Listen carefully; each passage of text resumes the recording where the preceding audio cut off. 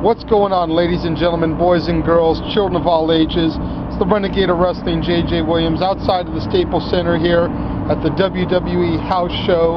Going to be going inside in a couple of hours to see, I believe it's Ryback versus CM Punk, John Cena versus Dolph Ziggler, and whatever else WWE's got in store for us tonight. But first, I'm going to get to some of your guys' viewer-submitted questions. And if any of the fans here want to walk up and ask me a question, well, I'm going to answer that too. If not, then whatever. First question comes from Mr. Randy Smooth. He wants to know, if I had the power, who would I give a push to in 2013 in TNA and WWE? First thing I'd do is I'd push the tag team divisions in both companies. Both companies have some pretty decent tag teams that are just floundering, not getting any TV time because they're too focused on their heavyweights and their side stories. In TNA, like the Aces and Eights, I mean, hell, you could have freaking Mike Knox and the DOC as a tag team, along with the tag team titles, along with Devon already having the TV title. Really make the Aces and Eights start taking over. Has it been done before?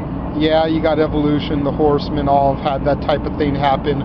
But the Aces and Eights are supposed to be creating this threat, this takeover. What better way to make that stick than to have them get some of those titles? In the WWE, I would push Drew McIntyre more. I would push Dolph Ziggler more, even though he's got a steady push going right now at the Money in the Bank briefcase. He deserves a lot better than to be jobbing week in and week out on WWE programming. And I'd push The Miz. The Miz has been kind of floundering since he lost the WWE title to John Cena back in 2011. He needs to get back in the main event picture. Hopefully with this babyface turn that'll happen, but I don't see it happening just yet. Over in TNA, Bully Ray. Bully Ray needs to be in title contention. He needs to be getting some serious pushes. Why is he not feuding with Devon over the TV title?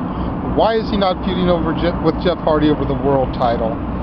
And with now Hogan apparently co-signing on Bully, is after the wedding, they told, he was saying check on Bully after the Aces and Eights beatdown. So maybe Hogan has changed his mind about Bully. They need to start pushing him. Matt Morgan has been in that company for I don't know how long, still hasn't been world champion yet. That's a serious miscarriage of justice.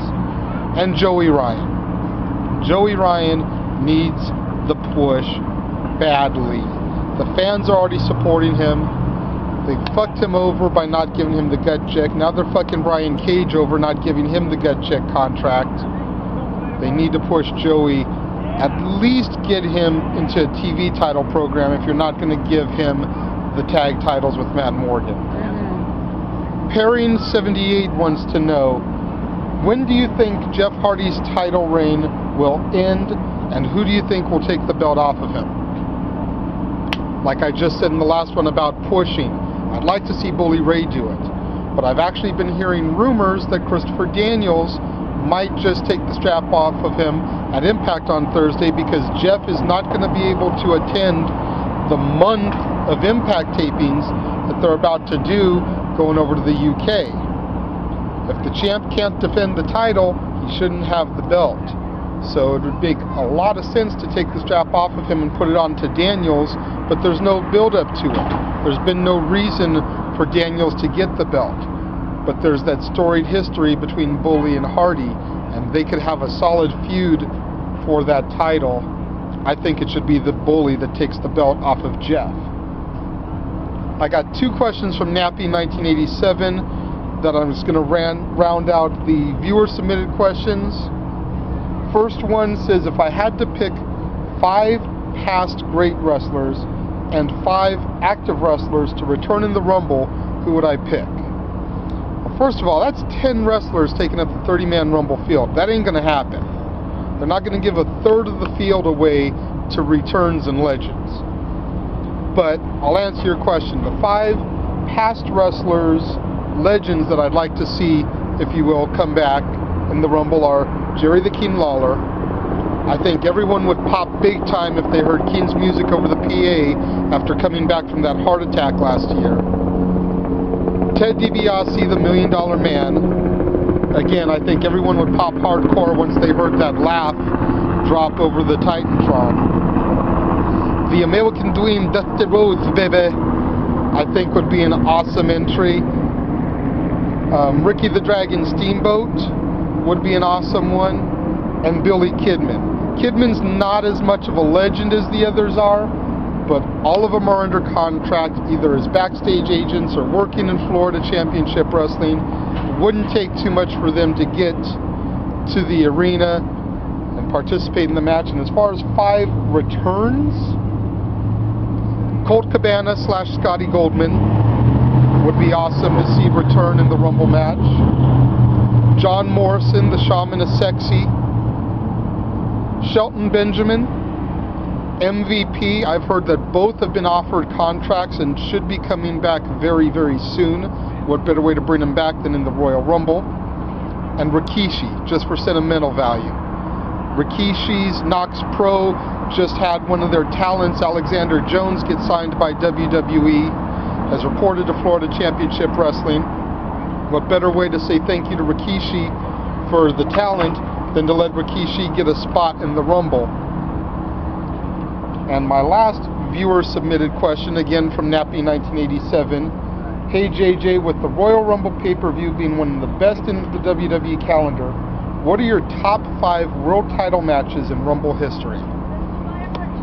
Some of you may have heard these on Jeff Meacham's Best of the Best countdown, because he wanted to know people's opinions for the top 5 best matches that were not Rumble matches.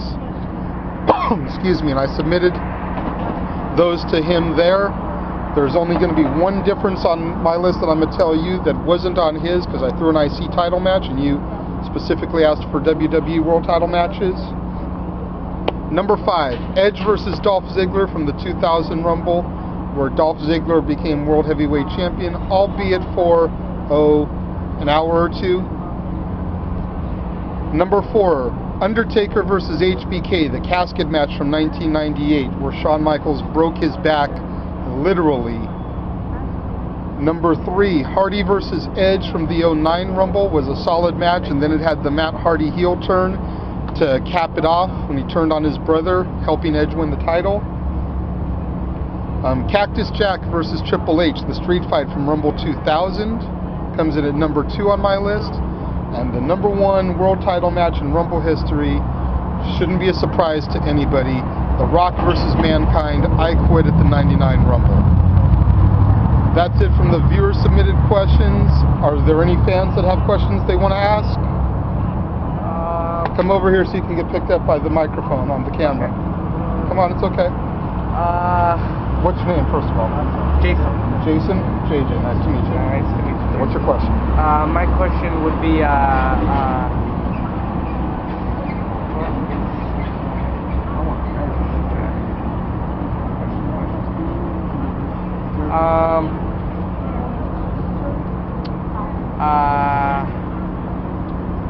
the question would have to be would CM Punk be able to beat The Rock at the Royal Rumble? I think he can beat The Rock. I just don't think he's going to. As sad as that is to say, I can see you're all GTS stuff, your hat, your knees to faces shirt. I would love to see Punk beat The Rock at the Rumble realistically and go on to Mania, have an over 500-day title reign as champion, and then lose it to whoever at Mania. Yeah. But I just don't think business-wise it's going to happen. Rock has already been confirmed for basically every show from here on out to Mania. Raw, just about every Raw, a few SmackDowns. He's supposed to be at No Way Out. They're not going to invest all that money into having The Rock appear on a weekly basis and not have him beat Punk at the Rumble. Right. So, as sad as it is, Rock's going to end up beating him. Okay. And then more than likely, Cena's going to win the Rumble, and we're going to have Rock Cena 2 at Mania. Alright, okay. You have anything else? Your friend have a question? Yeah. Totally putting them on the spot. You're just standing there in the background. That's alright. Come on over here if you've got a question. Right. What's your name? Kevin. JJ. Nice to meet you. Nice to meet you. What's your question? My question?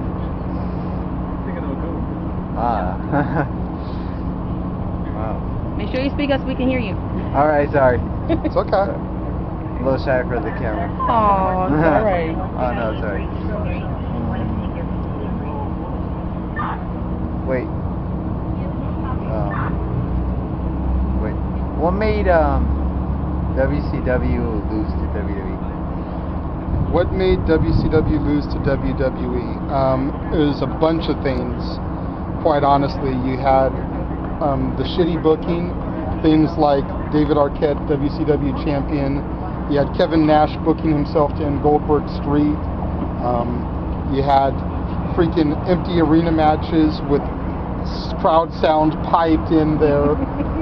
You had just about everybody on the WC roster except for like 5 people being members of the NWO. I think the biggest nail in the coffin though was when they gave away the result of Mick Foley winning the WWF title against The Rock on Raw, and everybody changed the channel over.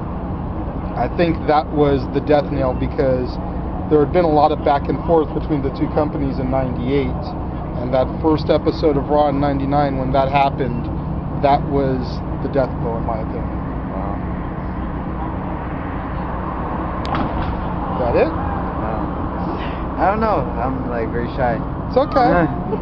I mean, if that's all you've got, then that's okay. I want to go ahead and give you props for your shirt. I'm not a huge Cena fan anymore, but I did like that shirt and that era John Cena, so I want to give you some props on that one. All right, thank you. Thank you for coming on the show. No problem. All right, so I guess that's it then for Outside of Staples Center. I'm the Renegade of Wrestling, JJ Williams, and I will see you next time right here on the Casa D18 Studios channel.